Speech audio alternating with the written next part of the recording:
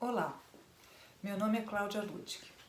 Fui intensivista no passado, tenho estado exclusivamente anestesista pelos últimos 20 anos e sou uma eterna apaixonada pela emergência. Portanto, esse vídeo é dirigido aos meus colegas e amigos anestesistas, intensivistas e emergencistas.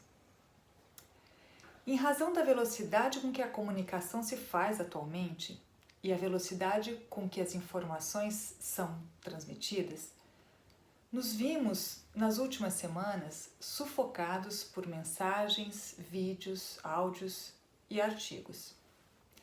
Um turbilhão tão grande que repercute em nosso estado interno, em nosso humor. Nos deixa desorganizados, fora do eixo.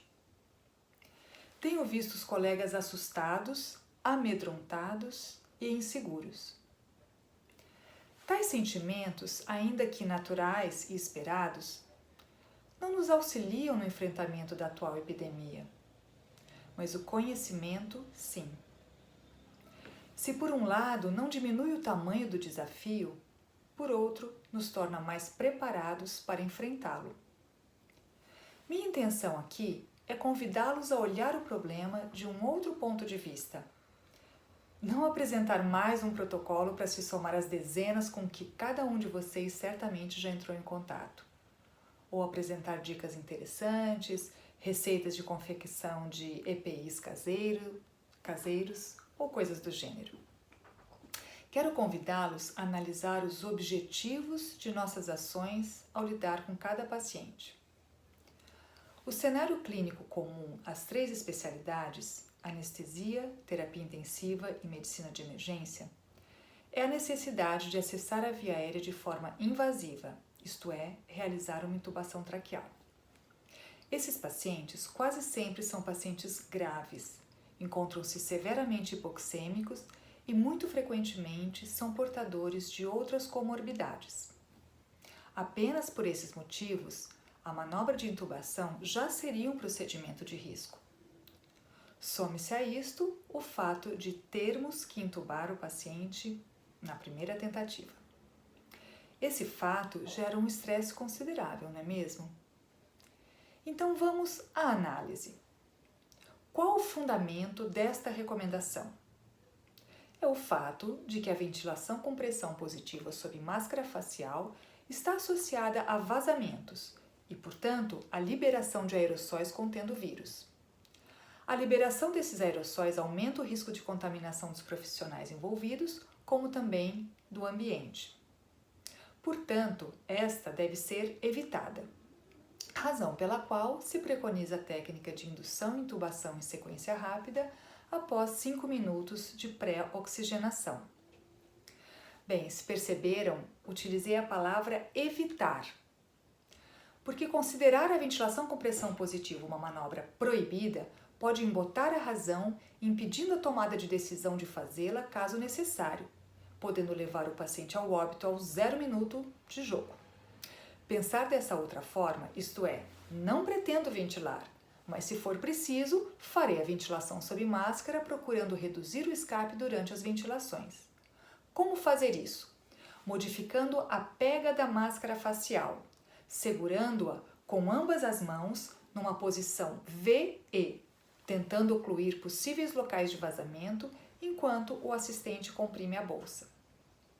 Acredito que este olhar diferente possa tirar um pouco o peso dos ombros do médico que realiza a manobra de intubação, reduzindo o estresse e melhorando a sua performance. Agora vamos fazer considerações sobre um outro dispositivo utilizado para ventilações de resgate. As máscaras laríngeas de segunda geração fornecem melhor eficácia ventilatória e menor escape aéreo quando comparadas à máscara facial. Isso se deve ao seu desenho desenvolvido justamente para suportar maiores pressões de selo, quando comparadas às máscaras laríngeas de primeira geração. Aqui também, o fato de não ser o padrão ouro no manuseio da via aérea desses pacientes não quer dizer que não possa ser empregada em uma situação de emergência, aplicando-se, nesse caso, baixas pressões de ventilação. Aliás, a situação mais comum desses pacientes é não necessitarem mesmo de pressões elevadas. Bem, mas o plano A continua sendo indução e intubação em sequência rápida na primeira tentativa. O que podemos fazer então para aumentar as chances de que isso de fato ocorra? A resposta é: não tornando difícil uma via aérea que de fato não é. Ou seja, não esquecendo dos elementos que constituem uma tentativa ótima de laringoscopia. E quais são esses elementos? Vamos relembrar? Primeiro, operador experiente. Esta definitivamente não é uma intubação que deva ser passada para o interno ou o residente. Segundo, o paciente deve estar adequadamente relaxado. Esse item é obrigatório. Caso contrário, poderia haver reação de tosse no momento da laringoscopia e intubação, gerando grande quantidade de aerossóis. Terceiro, a lâmina do laringoscópio deve ser do tamanho adequado ao paciente, número 3 ou 4 de Macintosh no paciente adulto. Quarto, compressão laringe externa ou manobra burp, se necessário. Quinto, posicionamento otimizado, dorso a 45 graus associado à posição olfativa, que constitui no coxim occipital mais extensão da cabeça sobre o coxim, ou ainda o posicionamento em rampa no caso do paciente grande obeso. Por mais urgente que seja a necessidade de intubação, não abra mão desses 5 elementos. Aspectos simples, acessíveis e que impactam o desfecho. Não é porque o paciente tem Covid-19 que a via aérea dele não precisa ser tratado como qualquer via aérea. Antecipe dificuldades através de uma rápida avaliação e deixe recursos alternativos à mão, caso necessite deles. Eu, particularmente, nem considero mais o BUGE como um recurso alternativo, tal a segurança que ele nos traz à manobra de intubação. Sugiro, portanto, que este seja o seu plano B.